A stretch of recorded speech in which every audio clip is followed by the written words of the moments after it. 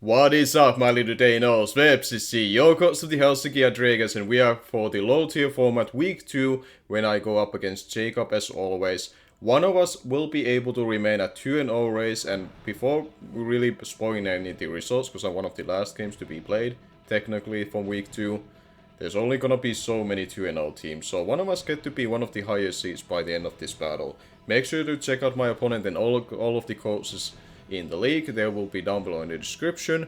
And per usual for week 1 battle as well, I will just show the sets as I reveal them with the battle flowing in itself. I have Edison in the background because she's visiting me, and hopefully she hopefully she and my Red Sea Ice plushie that we got in the London will give me some good luck for this week, because I would love to go 2-0, but let's search for my opponent this week.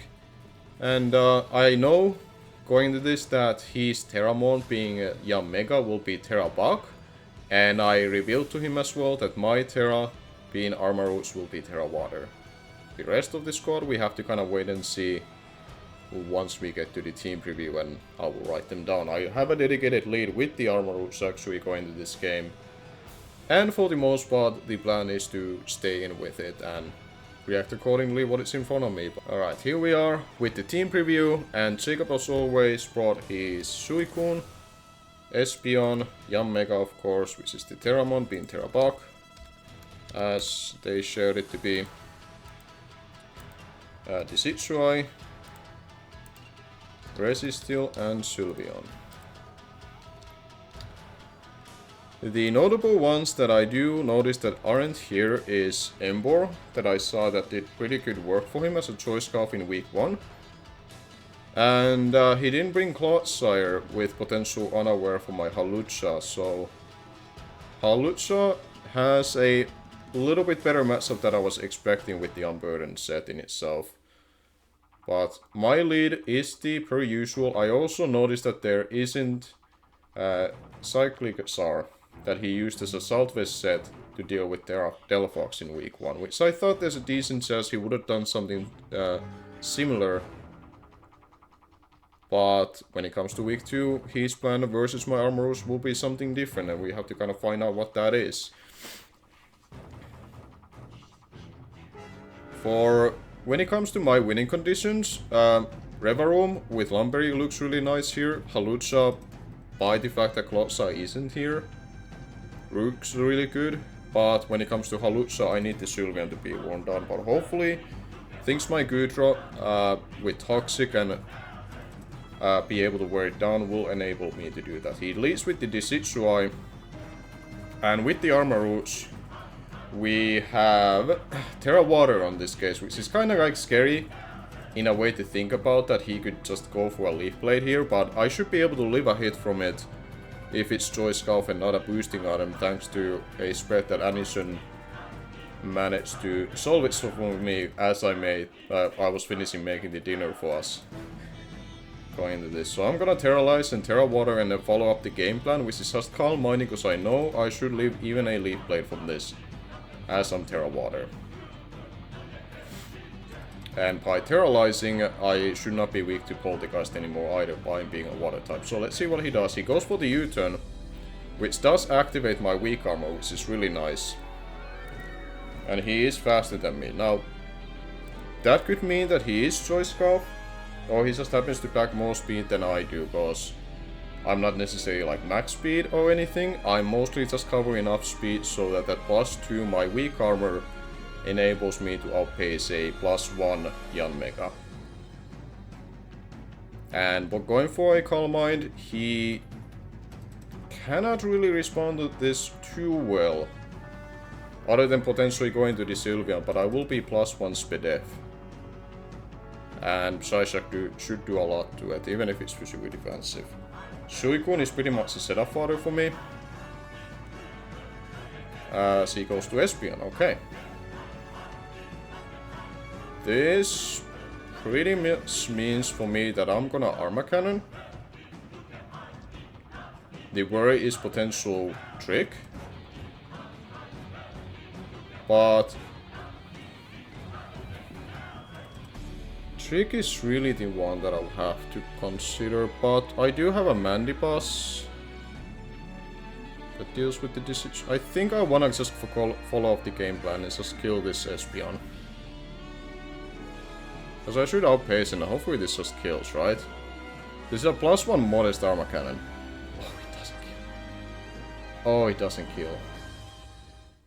What does he go for? Psyshock. I should take it okay, unless it specs. Oh, we barely live. Oh, we barely live. Okay. We're just gonna follow it up with a Psyshock, I think.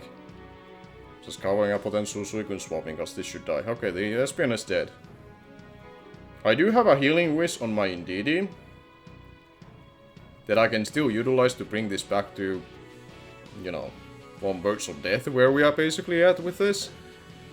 It just means that I need to get it in before Resisteel gets Stealth Rocks off, or I'm able to like prevent it with a couple of my monsters that have Taunt on it. Goes into Resisteel. I wanna hit this, cause this opens up Indeedee. Yep, I'll just hit it. Yeah, it's Okaberry, okay. But that's fine, cause then it doesn't have recovery outside of Wish. So I think this is fine. I will obviously die to any one hit. Ice Spinner. Okay. It has Ice Spinner on it. So, Espeon is dead. And so is my Armor Roots. And this thing has Ice Spinner for me. Huh. This does open up my Reva room to click, Shift gear. I have Lumberry for Thunder Wave. And based on rest of my team, that the only other option is that I go into Halucha, but the Sylveon is relatively healthy, so that would be more of a waste. I think Reva Room is in a better position to do damage here. Sylveon I would need to get worn down still in order for Halucha to get going. So we shift gear here. We have Lumberry to cover a Thunder Wave. And I have Filter and decent amount of HP to, I would think, live the Earthquake.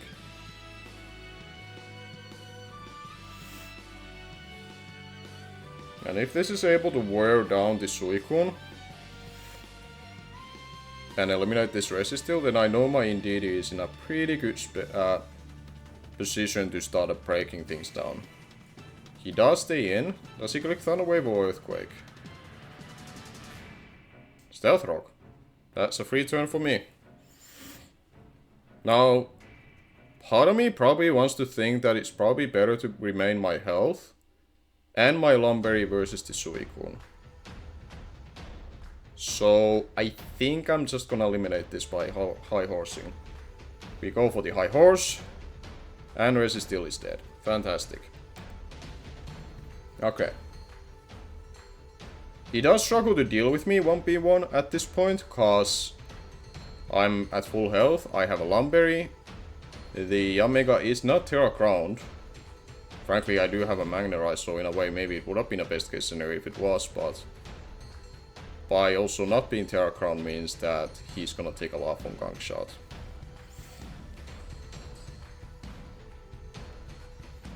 So let's see what he does. I think in all realistic situation, depending even how much he's gonna look at this, my only thing that I can see he can do is going into Suicune. Go for a Scald, go for a Roar, whatever he has. I think ultimately he's forced into that situation. He can try something different, like going to Yanmega, which he does, but this is risking a lot. I'm just gonna proceed to Gunk Shot, and this should do a lot to it. He's probably gonna tear a bug, which means after this Gunk Shot, if it lives, somehow, the +1 hit, I can always follow it up with a high horsepower. Because my god, Yanmega is a strong bugger, and it's gonna only get stronger from here, because it's gonna have, wait. It has Terra Crowned on it. What? You know what? Perfect! We are gonna continue from here, cause fucking Reva Room said, fuck this waiting, we are recreating this as soon as possible. Cause we critted the resist still cause it was supposed to be dead at the time. We are back at situation that we are 5 versus 4. Armors and SP are now gone. And resist still managed to get the stealth rocks up. But I'm not now full health. Now I'm gonna write it down actually before I click the button that this Yanmega is Terra Crowned. Not Terrabug. Which means he has to Terraplast Crown here, cause obviously he would have done that ordinary anyways. And I Magnetize. I just Magnetize from there, and essentially what I think happens next, I click high horsepower, I wanna say, but I have to see the damage difference, cause it was a resisted hit but stab.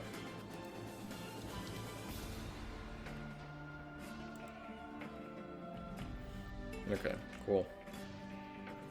So now that I know your Terra Crowned, it's speed boost. Good to know. So that means essentially that he is not thin in lens, and it means that the other moves that he can click as a stab aren't as effective to me. But compared to my damage output versus anything else, or versus this Yanmega particularly, high horsepower does slightly more and is obviously more accurate than Gunk Shot. So I think I'll just simply press that at this point. Just guarantee damage on this. Looks like a nice 2-hit KO for me. And Bug Boss is quad resisted and not thin and lens anymore. But he does get the throat spray boost. But I don't think it really changes anything. My play remains the same. We high horse again. We are showing all of our horsepower on our Jeremy today. Or tonight. It's actually pretty late for us. It's getting to 11 PM very soon. I have to start respecting my neighbors. I'm really sorry, neighbors, that we are playing at this hour. I really am. I try to be quick with it. And hopefully Jeremy can just... Okay, goes for Psychic, which is neutral hit. Does quite a bit.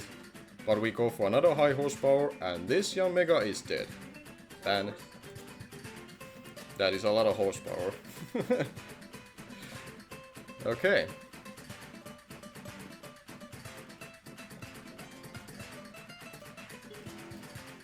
And now there's quite a few ways I can choose to play this. He does go into the Suicune. I have the option to preserve this and get this back to full health if I really choose to here. Later on with the Indeedee. I have a Gudra that I can go into. I could also just choose to hit this and start going for like expanding forces at the late game. This seems really valuable for Sylveon potentially. Do I damage this or do I preserve this knowing that I have Healing Wish?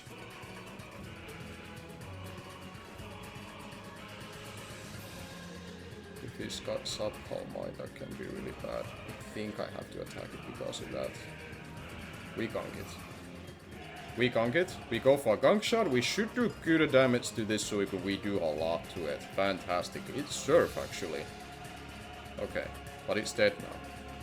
Oh, we are dead essentially. But it should be dead very soon after this, cause now I have a Choice Scarf Indeedee to go into, and I don't see a resist on their side. We are gonna be Indeedees. Expanding Force. I'm gonna keep it PG. Besides the nickname. Okay. We do take the Stealth Rock damage. And we get our terrain up, and Expanding Force looks really free to me if I'm looking at the other team. Other than Spedef, Sylveon could take this thing on. It's really the only other thing.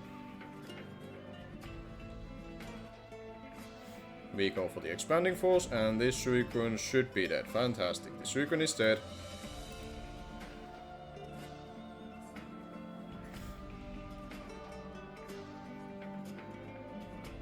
Okay. So I know Mandibuzz will beat the Decidueye no matter what. The Sylveon is slightly more annoying to deal with because I don't have the... Yeah, I don't have a resist remain in me. I could go into a Gudra here, which technically is like a decent middle ground play, because he cannot click Poltergeist here. He could click U-turn, Going to Sylveon, but then I can go for Toxic. I think that's the better place. Just to cover the fact that because he could also go for a U-turn, because he hits me super effectively. I just want to say this puts me in a better spot, and this was for the Yanmega, which is already dead. He does go for the knockoff. Does a decent amount. But here, I could go for a knockoff first. Which would take away this thing's item. I could go for a Toxic. I think I'll go for the Toxic, because I think he would swap into the Sylveon. Like U-turning out or hot swapping, whichever is the case.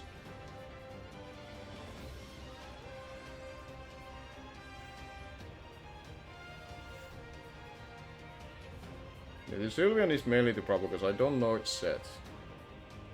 He just goes for a knockoff again. I'm gonna preserve this just in case if it's like a bulky Calm mindset. And I think what I can do is that I can go into a Hawlucha here. And go for a Sword Dance.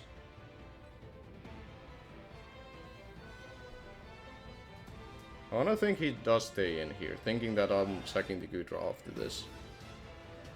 Because I wanna SD with the Hawlucha, because that's gonna put enough pressure to the Sylveon after.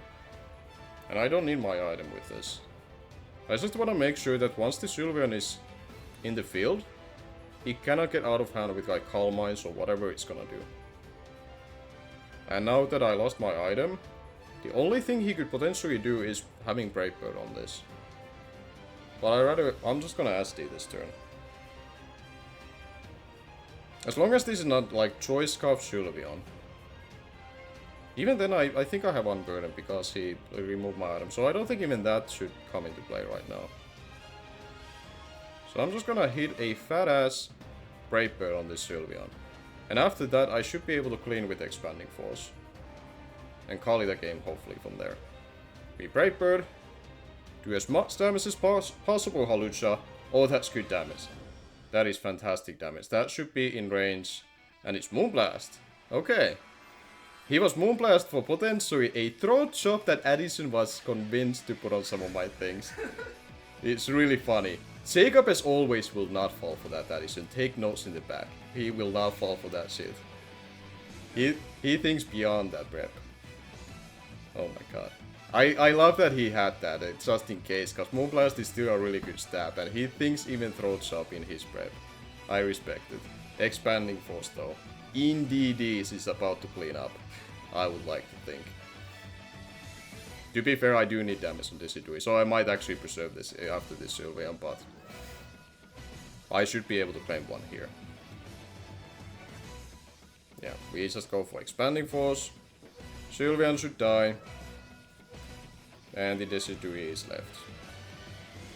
Versus that, I can hard into my Mandiboss. If he hits me with an attacking move, I get a weak armor boost, which means that I'm gonna be faster than it, and I have a Brave Bird winning for it. I'm curious how much this does before I commit, because if this is just offensive, which I think based on the damage it probably would be.